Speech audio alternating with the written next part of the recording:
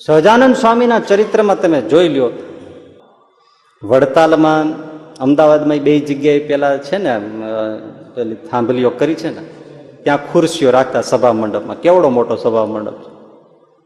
આમ પીરસીને ત્યાં બેસી જાય, આ બાજુ પીરસીને અહીંયા બેસે મહારાજ.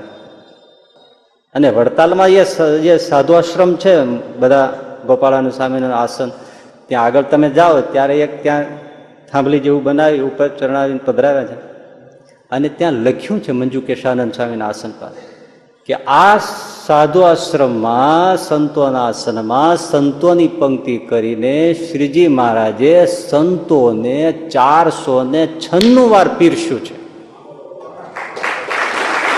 તમે જાજો ત્યાં વાંચજો, 496 વાર. હું તમને એમ કહું છું કે આ કામ બ્રહ્માનંદ સ્વામીનું છે ગણવાનું, કે આ વડતાલમાં આટલી વાર આવીને શ્રીજી મહારાજે